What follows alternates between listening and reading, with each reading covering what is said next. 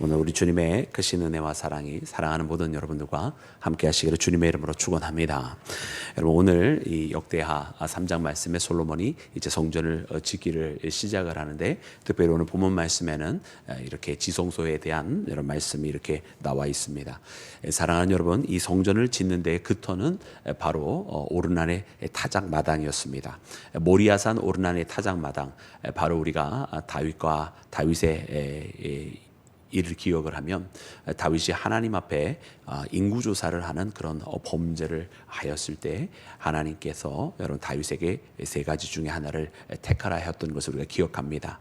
그때 다윗이 다른 데에 다른 심판을 선택하지 아니하고 오직 하나님의 손에 의하여 벌을 받는 것을 택하게 되는데, 그것이 바로 여러분 예루살렘을 3일 동안 치는 것이었습니다. 그러나 하나님께서 긍휼을 베풀어 주셔서 하루 만에 그것을 끝내게 되시는데요. 다윗이 이것에 대해서 이제 회개하기를 바로 그 오르난의 타작마당에 올라가서 여러분 제단을 쌓게 됩니다. 그래서 그 오르난의 타작마당을 이제 오르난으로부터 여러분 매입을 하게 됐죠. 사실 오르난은 그냥 이제 헌신하겠다고 하는데, 그때 다윗이 그렇게는 되지 아니할 것이라고 하면서 그 땅에 어떻게 보면 당대의 그 값어치 그 이상을 주면서 그 오르난의 타작마당을 여러분 구입을 했던 것을 봅니다. 바로 그 자리에 그 모리아산에 바로 이 성전이 세워집니다. 그리고 잘 아는 것처럼 이 모리아산, 우리가 이제 이후에는 성전산이라고 이제 소위 이제 부르게 되는 그 모리아산은 바로 아브라함이 이삭을 바치라, 하나님께서 아브라함에게 이삭을 바치라 하였던 그 장소입니다. 그래서 여러분 이곳에 성전이 세워진다고 하는 것은 여러분 여러 가지 의미가 있습니다. 첫 번째는 바로 이 성전을 세우라는 이 오르난의 타작마당은 하나님께서 다윗의 회개를 받으신 곳, 곧 그러므로 이 성전은 하나님께서 그의 백성들의 죄를 용서하기로 하나님께서 이미 작정하시고 세우신 곳입니다. 주의 성전에서는 여러분 모든 죄인이 다 찾아오는 것이고, 그렇게 하나님 앞에 나와서 이 세상의 모든 죄를 다 내려놓고 세상의 더러운 죄로부터 씻김을 받고, 그리고 하나님의 백성으로 다시 그 거룩함을 회복하게 되는 장소가 성전인 줄로 믿습니다. 그래서 사랑하는 여러분, 오늘 이 시대도 우리가 주의 전을 찾아올 때는 세상의 모든 무거운 짐들, 또 우리가 세상에 살면서 짓게 되는 온갖 죄들을 다 가지고 왔어도 주님을 만나는 그 순간, 예수 그리스도의 십자가 앞에 서게 되는 그 순간, 여러분 우리의 모든 짐진 것들은 다 내려놓게 되고, 우리의 더러운 죄들은 예수 그리스도의 보혈의 피로 깨끗하게 씻겨지는 것, 바로 그것이 바로 하나님께서 세우신 믿음의 제단 가운데 이루어지는 사건인 줄로 믿습니다. 그러므로 오늘 이 시간 우리가 주님 앞에 나올 때도 그렇게 여러분 우리의 죄를 다 용서하시는 그 하나님 앞에 그렇게 긍휼이 많으시고 그 하나님의 그 구원의 은혜 가운데 이르게 하시는 여러분 그 하나님으로 힘입어 살아가는 우리 모두가 되기를 주님의 이름으로 축원합니다. 여러분, 두 번째로는 아까 이야기한 것처럼 여러분 아브라함과 이삭의 이야기가 바로 그 모리아산을 중심으로 일어나게 됩니다. 여러분, 아브라함은 어떻게 보면 믿음의 조상이지만, 여러분 이 믿음의 조상이라고 하는 하나님으로부터의 인정은 그 이삭을 바치라 하고, 그 이삭을 바치려고 정말로 여러분 실천으로 옮기게 되었을 때 하나님께서 아브라함에게 다시 한번 마지막으로 축복해 주시는 것을 봅니다. 이 모리아산을 올라가는 데는 여러분 3일이라고 하는 시간이 걸렸다라고 하는 것을 여러분 우리는 기억을 해야 합니다. 그래서 그때에 종들과 다 같이 오다가 마지막 이 3일 길은 자기 아들하고 단둘이 걸어가게 되는 거예요.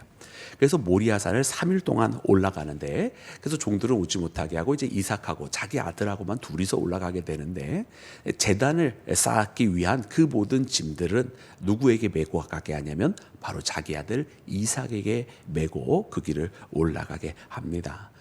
그런데 한참 그 길을 올라가다가 보니까 여러분 이삭이 이상한 거예요.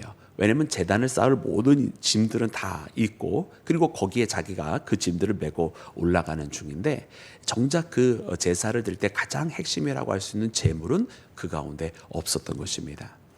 그래서 그 재물이 없나이다라고 아버지한테 이렇게 이야기를 하니까 여러분 아브라함의 대답이 더 기가 막혀요. 왜냐하면 사실은 그 재물은 누가 되어야 되냐면 하나님의 명령에 따르면 바로 아브라함에게 하셨던 말씀처럼 내 사랑하는 아들 내 독생자인 이삭을 바쳐라 하셨으니까 그 사랑하는 아들 이삭 너야 네가 바로 이 제사의 재물이야 라고 대답을 해줘야 되는데 이 아브라함이 그렇게 대답을 하지 않고 여러분 어떻게 차마 자기 아들에게 그렇게 얼굴에다 대고 답변할 수 있었겠어요? 그때 아브라함이 뭐라고 대답하냐면 그것은 하나님께서 준비하실 것이다 이렇게 대답을 해요. 그래서 이 대답은 어떻게 보면 우리가 잘못 이해를 하면 그냥 면피처럼 그냥 그 자리를 피하는 것처럼 들려질 수가 있을지도 모르겠어요. 그러나 그 답이야말로 가장 믿음의 답이었던 것을 우리가 보게 됩니다. 이 재물은 하나님께서 준비하실 것이다. 여러분 그래서 이 아브라함의 이 대답을 여러분이 잘 기억을 해야 되는 것은 아브라함의 이때 당시에 어떠한 마음과 믿음을 가지고 있었는지를 바로 히브리서 12장에 기록을 하고 있는데 히브리서 12장 말씀에 보면 아브라함은 이때 당시에 그 아들이 죽은 자 가운데서 다시 살릴 것이라고 하는 믿음이 있었다라고 고백을 하고 있습니다. 할렐루야. 그래서 히브리서 12장 우리가 소위 믿음장이라고 부르면서 우리 구약에 나와 있는 모든 믿음의 선조들은 어떠한 일을 했다라고 쭉쭉쭉 기록을 할 때에 바로 아브라함은 그렇게 그 아들을 죽은 자 가운데서 다시 하나님을 믿고 있었던 그 믿음이 있었기에 여러분 이 아브라함은 그렇게 그 재물을 하나님께서 준비하실 것이다 라고 고백을 하였던 거예요. 여러분 그러면 하나님은 정말 그 아들의 생명을 받으시기를 원하시는 분이었느냐? 그렇지 아니하시고 여러분 정말 아브라함이 그 칼을 들어서 그의 아들 이삭을 제물로 바치려고 할 때 하나님께서 다급하게 2번씩이나 아브라함을 부르시면서 아브라함아 아브라함아 부르시면서 아브라함의 손을 막으시고 그의 믿음을 보시기 위한 자리였던 것을 여러분 우리가 깨닫게 됩니다. 그리고선 아브라함에게 너는 복의 근원이 될지라라고 그렇게 축복을 해주시는 것을 봐요. 그러면서 하나님께서 아브라함의 믿음을 인정하시고 그렇게 복 내려주시는 이 장면을 보면서 여러분 이 모리아산은 바로 그런 곳이다 라고 하는 것을 깨닫게 됩니다. 그러면 여기에서 우리는 누구의 모습을 동시에 보냐면 바로 아브라함과 이삭을 통해서 제사를 받으셨던 여러분 이 자리는 바로 우리에게는 예수님의 모습이 발견을 할 수밖에 없는 거예요.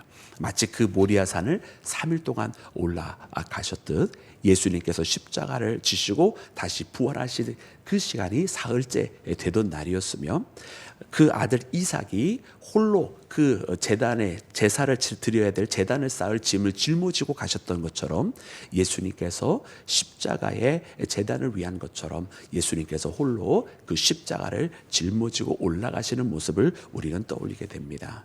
그리고서는 이제 예수님께서 그 골고다 언덕에 십자가가 세워지게 될 때에 마치 하나님을 모르는 사람들은 하나님을 조롱하고 믿음의 사람들을 조롱하기를 아니 자기 아들을 바치고 죽이라고 한 그런 잔인한 아버지가 어디 있느냐라고 이렇게 여러분 이야기를 하는데 그거는 하나님을 정말 모르는 사람들의 어리석은 발상입니다. 우리 인간들은 생명에 대한 능력이 없고 우리 인간은 어떻게 보면은 죽음과 사망 권세 아래에 있기 때문에 그런 생각밖에 하지 못하지만 우리 하나님은 생명의 근원이시며 우리 구세주이신 예수 그리스도는 그 죄와 사망의 권세를 이기실 분이었기 때문에 여러분 전혀 그것이 문제가 되지 아니하는 줄로 믿습니다.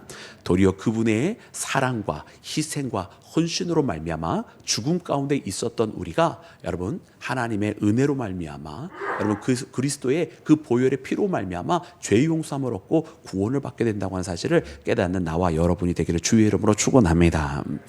여러분 이 발상의 이 하나님의 방법을 모르면 끝까지 세상 아래에 그렇게 죄와 사망의 권세 아래에 있을 수밖에 없어요.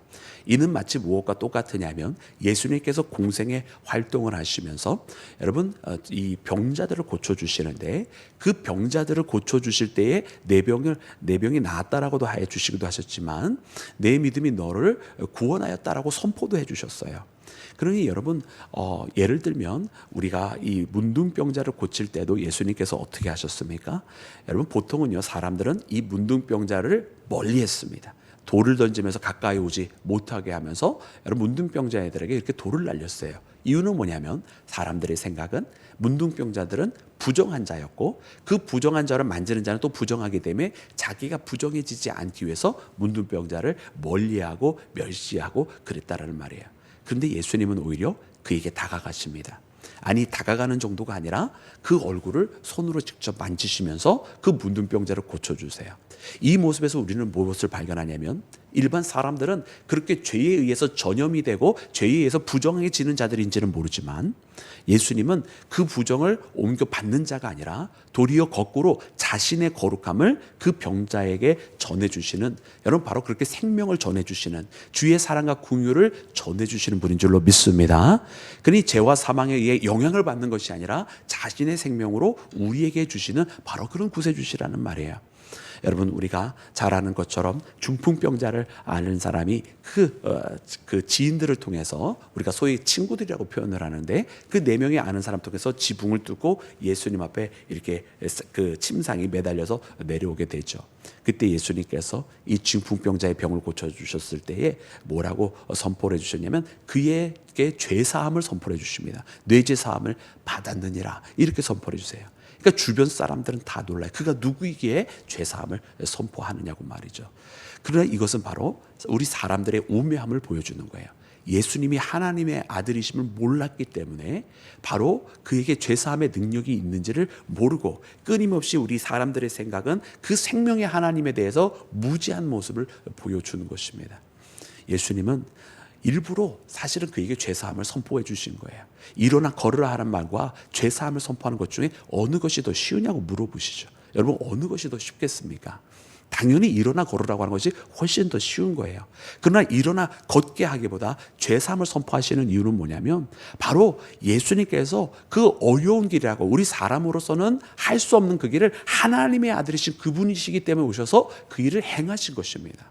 그리고 그 죄사함의 일을 예수님께서는 바로 십자가에서 이루신 거예요. 단순히 우리에게 육신을 입고 찾아오신 것이 우리의 작은 문제들, 이 땅에서 살면서 크고 작은 그런 문제들을 해결해 주시려고, 마치 너가 중풍병에 걸렸으니까 이제 내 침상에서 일어나 걸으라고 하는 그 명령만을 선포해 주시러 오신 분이 아니라 궁극적으로 우리로서는 스스로 해결할 수 없는 이 죄의 문제를 해결해 주시려고, 그래서 죄사함을 허락해 주시려고 여러분 그렇게 그 십자가를 지시러 친히 찾아오신 분이 예수님이라는 걸 알게 해주시려고 그렇게 선포하여 주신 것인 줄로 믿습니다.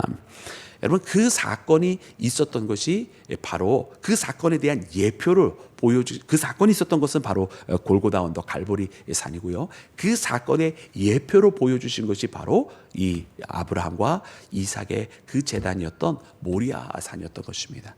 그래서 이 아브라함과 이삭을 통해서 하나님께서 우리에게 보여주신 것은 바로 장차 오실 건물로 지어질 성전이 아니라 진짜 성전, 아버지 하나님과 그의 백성이 죄에 의해서 가로막혀지지 아니하고 그 백성이 아버지 하나님께 나아올 수 있는 그 길을 활짝 열어놓으신 사흘 만에 다시 지어질 성전이신 예수님을 예표하는 사건이 바로 이 모리아 산에 있었던 것입니다.